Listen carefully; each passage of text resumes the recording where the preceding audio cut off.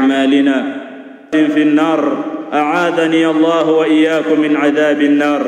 معاشر الحاضرين، الله أكبر، الله أكبر، لا إله إلا الله، الله أكبر، الله أكبر ولله الحمد.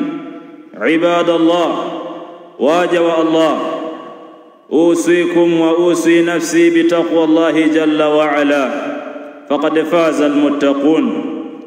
واجب الله, katika viwanja hivi vya Eid al-Adha insha Allah taala tutapeana nasaha ambazo zinafungamana na dini yetu tukufu ya Uislamu, nasaha ambazo zinaendana na siku ya leo biidhnillahil karim, nasaha ambazo zinaendana na sisi na hali ya jamii yetu. Ayuha nasu ibadallah, alwasiyatul ula, wasia wa kwanza ambao tunapeana, usikum bitawhidillahi jalla wa ala, fa inna ash-shirka alladhi huwa ضده huwa adh-dhanbu al-wahid alladhi la yaghfiruhu Allah ta'ala. Enyi waja wa Allah, nasaha ya kwanza ninakuhusieni kumpwekesha Allah subhanahu wa ta'ala, kumuabudu peke yake Allah jalla wa ala, na kujiepusha na shirki, kwani hakika ya shirki ambayo ndiyo kinyume cha tauhidi ya Allah ndiyo dhambi la pekee ambalo Allah jalla wa ala hatomsamehe yeyote, liman mata alayhi qabla an yatub, kwa yule atakayefariki na dhambi hili kabla ya kutupia. Qala Allah jalla wa ala, inna Allah la yaghfiru an yushraka bihi wa yaghfir ma duna dhalika liman yasha. Allah anasema hakika ya Allah hamsamehi mwenye kumshirikisha, na anasamehe madhambi mengine yaliyo chini ya shirki kwa yule amtakaye. Wa man yushrik billahi faqad dhalla dhalalan ba'ida, na yeyote mwenye kumshirikisha Allah hakika amepotea upotevu wa mbali. Waja wa Allah, ukifa hali ya kuwa wewe ni mtu wa matambiko, ukifa hali ya kuwa wewe ni mtu wa kuvaa mahirizi au kuvisha watoto mahirizi, ukifa hali ya kuwa wewe ni mtu wa kwenda kwa waganga wa kishirikina pale unapokumbwa na matatizo au pale unapotaka kutizamia mambo yako, ukifa katika hali ya kuwa wewe ni mtu wa kwenda kwa watabiri wa nyota pale unapofanya biashara ukaenda kuangalizia, au unapotaka kusafiri au unapotaka kuoa, ukifa hali ya kuwa wewe ni mtu wa kutaamal na majini, mashaitani ni mamoja unayafuga, au ni mtu wa kuvaa mapete ya kishirikina, ukifa hali ya kuwa wewe ni mtu wa kuabudu na kuamini mizimu, ukifa hali ya kuwa wewe ni mtu wa kufanya ibada makaburini, kuchinjia maiti, kuchinja kwa amri za waganga, au kuwachinjia mashaitani na majini, au kuchinja kwa sababu ya ndoto za kimizimu, wewe umekufa hali ya kuwa ni mshirikina, wewe umekufa hali ya kuwa umepotea upotevu wa mbali ambao Allah jalla wa ala hatakusamehe ukifa katika hali ya namna hiyo. Waja wa Allah, ibadallah, ittaqullaha ya ibadallah. Alwasiyatu athaniya, wasia wa pili ambao tunakumbushana, alaikum bisunnati nabiyikumul karim, shikamaneni na sunna za mtume wenu sallallahu alayhi wasallam, wa iyyakum wal muhdathatil umur allati hiya ضد السنه فإنها بدعة وكل بدعة ضلالة وكل ضلالة في النار. waja wa Allah, shikamaneni na sunna na mafundisho ya mtume sallallahu alayhi wa alihi wasallam, mwenendo wa mtume wenu alayhi salatu wassalam, na ole wenu epukaneni na bid'a, mambo ya kuzushwa katika dini ambayo ni gonjwa sugu katika jamii zetu hizi, bid'a ambazo ndiyo kinyume cha sunna. Fa innaha bid'a ni upotevu, na upotevu pahala pake ni motoni, kama qala alayhi salatu wassalam. Ibadallah, tahadhari na mambo yote ya kuzuliwa katika dini ya Allah, bid'a sugu za maulidi, bid'a za khitma, bid'a za 40, bid'a za adhkari, za bid'a za baada salah, adhkari za mazishi za kizushi, bid'a za ndoa na nyinginezo katika bid'a zilizozuliwa. Tahadharini waja wa Allah, fuateni mwongozo wa Mtume sallallahu alayhi wa alihi wasallam. Wanaume watahadhari kumkhalifu Mtume sallallahu alayhi wasallam katika mambo ambayo mara nyingi watu huyadogosha, kama vile kunyoa ndevu, kuvaa isbali. Wanawake watahadhari kumkhalifu Mtume sallallahu alayhi wa alihi wasallam kwa kutokuvaa hijabu za kisheria, hijabu za stara. Hijabu shar'i ni nguo ambayo inamstiri mwanamke kutoka juu mpaka chini, wama siwa dhalik, na nguo isiyokuwa hiyo sio nguo ya kisheria. Mwanamke wa Kiislamu hana nguo za mitindo za kutokea nje. Nguo ya mwanamke ya kutokea nje ni moja, inaitwa jilbab. Nguo za mitindo, rangi, mapambo ni nguo za kuvaa ndani. Ama nguo za kutokea, hakuna aina wala mtindo mwingine wa nguo ya mwanamke ya kutokea zaidi ya jilbabu ya kisheria. Isiyokuwa jilbabu ni nguo ya kumkhalifu Mtume sallallahu alayhi wasallam. Ayuha nasu ibadallah, qala Sufyan ibn Uyayna rahimahullah. Al-Imam Sufyan ibn Uyayna tabi'i al-jalil anasema, inna Rasulullah sallallahu alayhi wasallam, hakika Mtume wa Allah, huwa al-mizanu al-akbar, ndiyo kipimo kikuu. Fa alayhi tu'radu al-ashya'u, kwake yeye hupimwa mambo yote ya kidini, mienendo, ibada, tabia na mapito yote ya kidini hupimwa kwa kumwangalia yeye alayhi salatu wassalam, ala khuluqihi wa siratihi wa hadihi. Mambo yote ya kidini hufananishwa na tabia za Mtume wa Allah, mapito ya Mtume wa Allah na muongozo wa Mtume wa Allah sallallahu alayhi wasallam. Fama wafaqaha fa huwa alhaq, yale ambayo yatafikiana naye ndiyo haki ambayo inafuatwa. Wama khalafaha fa huwa albatil, na chochote kitakapopimwa, jambo lolote la kidini litakapopimwa kwa Mtume wa Allah ikaonekanwa hakulifanya wala hakulifundisha, jambo hilo ni batil, vyovyote litakavyokuwa, wawe wengi vyovyote watakavyokuwa wafanyaji. Ayuha nasu ibadallah, wa qala Sheikh al-Fawzani hafidhahullah, al-Imam al-Fawzani anasema, maadama an-nasu ala shirki wa ala al-bid'i wal muhdathat, muda wa kuwa watu wapo katika shirki, muda wa kuwa jamii ipo katika bid'a, muda wa kuwa hali iko hivyo, falan tasluha umuruhum, wallahi hayatotengamaa mambo yao, walan tahilla mashakiluhum, wala hayatoisha matatizo yao, bal tazidu mashakiluhum, bali yatazidi matatizo yao, kama kana fil jahiliya, kama ilivyokuwa katika zama za kabla ya Uislamu. Matatizo yote ambayo jamii inaanguka nayo, matatizo yote ambayo tunalia nayo katika maradhi, ukosefu wa amani, mifarakano, kuongezeka kwa makundi baina ya Waislamu, chuki baina yao Waislamu na makundi yao, njaa na umaskini, na yote katika matatizo ambayo watu wanalia nayo kila siku, sababu yake ni kuwa jamii ipo katika kumshirikisha Allah subhanahu wa ta'ala, na pale wanapofanya dini basi wapo ndani ya bid'a, hawafuati mafundisho ya Mtume wa Allah, wanafuata mambo yaliyozuliwa na mashekhe zao, mambo yaliyozoeleka katika jamii zao. Hawa ndio wako ndani ya dini. Wakitoka hapo wanakwenda kumshirikisha Allah. Wallahi wa rabbi, jamii ya hivi haiwezi kuondokana na matatizo ya kiafya, matatizo ya mifarakano, chuki baina yao, njaa, umaskini na mengineyo. Haya ni mambo ambayo yanatarajiwa kuzidi wala sio kuisha, muda wa kuwa watu wapo katika hali ya namna hiyo. Ayuha nasu ibadallah, alwasiya thalitha, wasia watatu, usikum bitamassuki bililmi shar'i fa innahu dawa'un likulli da'in. na kuhusieni kushikamana na ilmu ya kisheria.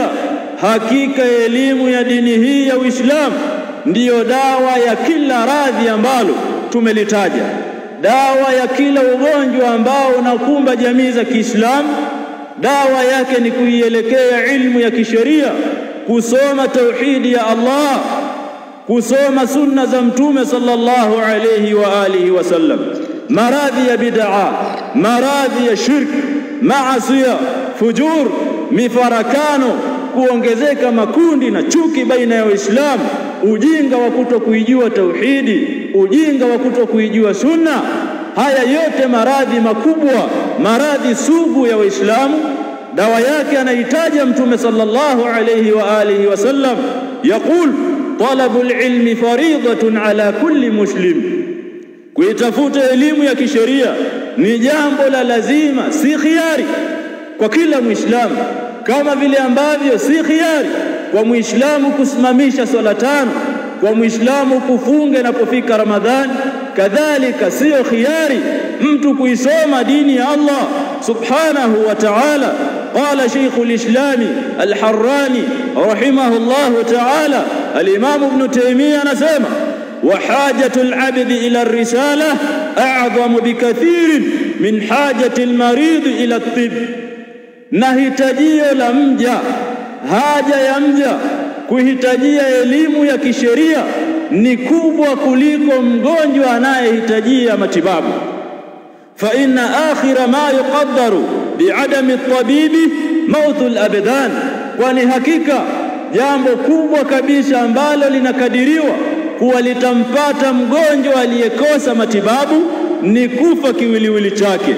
Wa amma idha lam yahsul lil'abdi nuru ar-risalati wa hayatuha, ama mja asipopata elimu ya kisheria ambayo ndiyo uhai wake, mata qalbuhu mautan, hufa moyo wake, anakufa moyo wake, mauti ambayo la yurja alhayatu ma'ahu abadan, haitarajiwi kuhuika tena au tarajiwi tena uhai pamoja naye. Au shaqiya shaqawatan, au upinda mja upindaji ambao la saadata ma'aha abadan, hatonyoka tena mtu ambaye hana ilmu ya kisheria. Fala falaha illa bittiba'i rasul, hakuna kufaulu kwa namna yoyote duniani wala akhera isipokuwa kumfuata Mtume sallallahu alayhi wasallam. Wala tibaa illa bililmi shar'i, wala haiwezekani kumfuata Mtume sallallahu alayhi wa alihi wasallam isipokuwa kwa kusoma elimu ya kisheria. Ayuha nasu ibadallah, wa qala al-Imam Ahmad rahimahullah, al-Imam Ahmad ibn Hanbal anasema, an-nasu ila al-ilmi ahwaju minhum ila at-ta'ami wash-sharab. Watu wanahitajia sana kusoma, wanahitajia zaidi ilmu ya kisheria kuliko wanavyohitajia kula na kunywa. Lianna ar-rajula yahtaju ila at-ta'ami wash-sharabi fi al-yawmi marratan au marratayn, kwa sababu kawaida mja anahitajia kula kwa siku mara moja au mara mbili. Wa hajatuhu ila al-ilmi bi'adadi anfasihi, lakini hitajio lake la kuhitajia ilmu ya kisheria ni kila saa, kila dakika, kila sekunde, ni kwa idadi ya pumzi zake. Enyi waja wa Allah subhanahu wa ta'ala, kaeni kwenye vikao vya kielimu, jifunzeni dini ya Allah, jifunzeni tauhidi, jifunzeni sunna ya Mtume sallallahu alayhi wasallam. Nyinyi pamoja na familia zenu, wake zenu, watoto wenu, hakikisha nyumba yako watu wote kuanzia wewe mpaka mtoto wa mwisho ambaye tayari anajitambua, wafanyakazi wa ndani na wa nje, wote wawe ni wanafunzi wa kusoma ilmu ya Allah subhanahu wa ta'ala. Vinginevyo wallah, nyumba hiyo mtaishi kama wanyama mwituni, mtaishi kama wanyama, kama punda na wengineo katika wanyama madhalili. Ibadallah, hujui tauhidi, mkeo hajui tauhidi, familia yako haijui tauhidi ambalo ndiyo lengo la wewe kuumbwa. Hujui lengo la wewe kuumbwa, hujui sunna ya Mtume sallallahu alayhi wasallam, haujui kuswali kielimu, hujui kutawadha kielimu. Wangapi katika watu wazima leo wakitawadha unaona wanakosea? Ibada ndogo ya kutawadha watu wengi bado hawajui, na wanaishi wanaendelea, hawana habari na vikao vya kielimu. Hujui kuvaa Kiislamu, ukinyoa hunyoi Kiislamu kwa mujibu wa mafundisho ya Mtume wa Allah, unanyoa mpaka ndevu, na mwanamke akinyoa ananyoa nywele, hajui kama kuna makatazo katika sheria ya Allah subhanahu wa ta'ala. Hujui kuoga josho la kisheria, janaba na mengineyo. Wewe ni nani? Wewe unaishi kama mnyama. Ibadallah, mtu dhalili, udhalili ulioje kuishi nje ya ilmu, ikawa mtu hajui kuoga. Ayu dhullin hadha ya ibadallah, udhalili ulioje huu enyi waja wa Allah subhanahu wa ta'ala. Unakubalije kufa katika hali hiyo? Unakufa unaelekea kwa Mola wako, unazikwa, ulipewa miaka 50 60, unakufa mtu mzima hujui kusoma Qur'an, na ilmu inasomeshwa katika madaris, inasomeshwa bure. Hata lau ingelikuwa ina gharama kubwa kiasi gani, ilikuwa ni lazima ujue lengo la wewe kuletwa ulimwenguni. Lakini itakuwaje sasa? Unazikwa, unaelekea kwa Mola wako, haujui kusoma Qur'ani. Iko wapi aya ya Allah subhanahu wa ta'ala, ya ayyuhalladhina amanu taqullaha haqqa tuqatihi wa la tamutunna illa wa antum muslimun. Mcheni Allah ukweli wa kumcha na hakikisheni mnakufa ndani ya Uislamu. Wewe unayekufa hujui kusoma Qur'ani, kweli umekufa Muislamu? Umepewa miaka 20 30, umekufa umezikwa hujui kusoma Qur'ani, kweli umehakikisha kwamba umekufa Muislamu? Yani wewe una uwezo wa kumwambia Allah mimi nilikuwa Muislamu, ukaambiwa soma Qur'ani ukashindwa? Uislamu wa vipi uliokufa nao wewe? Huoni kwamba hii ni hatari? Idiriki nafsi yako, toa ujinga. Hakuna udhalili kama ujinga. Mtu mjinga kwenye jamii yoyote ni mtu anabezwa, ni mtu anadharauliwa, hapewi nafasi yoyote katika jamii. Enyi waja wa Allah, afala taqilun, tieni akilini maneno haya, hasa hili la mwisho, kwa sababu ndiyo maradhi ya huu umma. Hayo yote yanotukumba ni kwa sababu ya ujinga. Wasia wa mwisho, tasaddaqu ibadallah, toeni sadaqa, toeni katika mali zenu ambazo Allah subhanahu wa ta'ala amekupeni. Mtume sallallahu alayhi wasallam katika visimamo kama hivi vya salatul Eid alikuwa akiwahimiza watu kutoa sadaqa, fa inna sadaqata tutfi'u al-khati'ata kama yutfi'u al-ma'u an-nar, kwani hakika ya sadaqa hufuta madhambi kama vile maji yanavyouzima moto. Toeni katika mali zenu. Mtume wa Allah anasema ma naqasat sadaqatun min mali shay'a, haipunguzi sadaqa kwenye mali ya mja, haipunguzi chochote. Enyi wanawake wa Kiislamu, Mtume wa Allah subhanahu wa ta'ala ilikuwa anahusisha mazungumzo maalum katika visimamo kama hivi, akiwaambia wanawake, ya ma'ashara an-nisa, enyi kongamano la wanawake, tasaddaqna, toeni sadaqa, musiwe nyuma katika kutoa sadaqa. Wa akthirna min al-istighfar, na kithirisheni kutubia kwa Allah subhanahu wa ta'ala. Fa inni ra'aytukunna akthara ahli an-nar, kwani hakika mimi nimekuoneni nyinyi ndiyo kundi kubwa zaidi la watu wa motoni. Faqila lima ya Rasulullah, akaulizwa kwa nini ya Rasulullah?